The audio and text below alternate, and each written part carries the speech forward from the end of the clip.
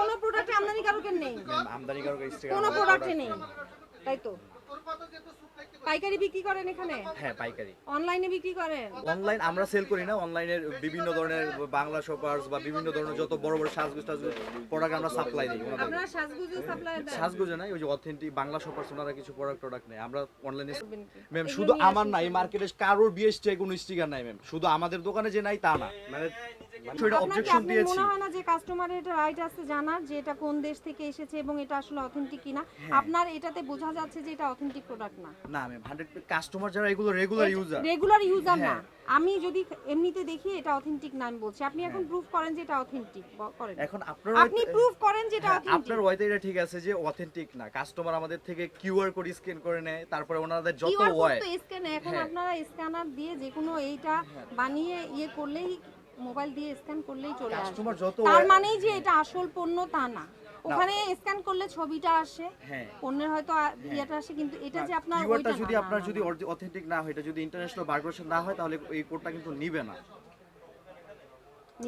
না কে বলেছে? এই কোডটাই তো কপি হচ্ছে, আপনারা করছেন কপি। ম্যাম আমাদের এই মার্কেটে কখনো খারাপ প্রোডাক্ট আমরা সেল করি না।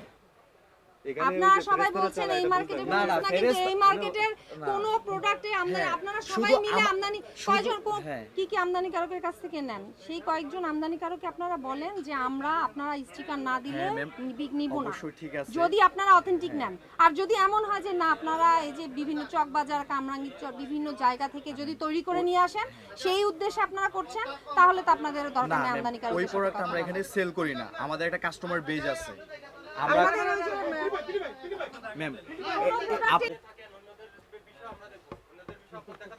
মানে এই পুরো এসকেএস টাওয়ার মিলে সব অবৈধ পণ্য বিক্রি করে? না স্যার,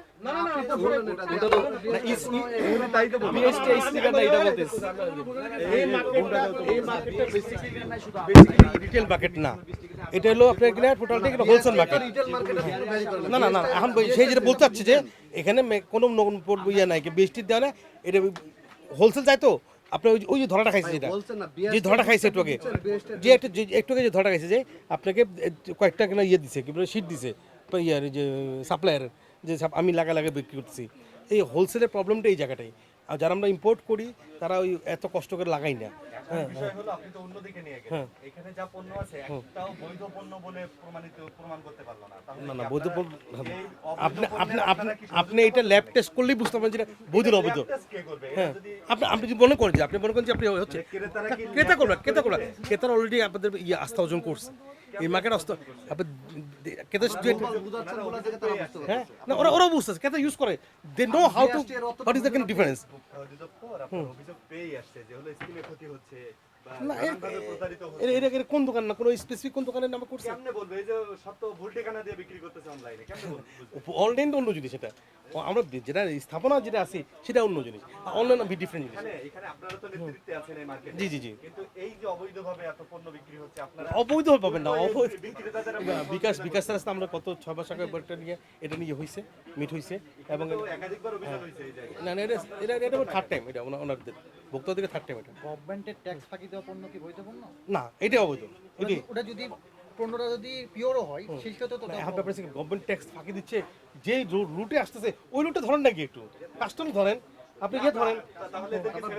না না, আমরা ছাড়েন না, আমরাও ধরেন, পাশাপাশি ধরেন, আমরা ধরেন।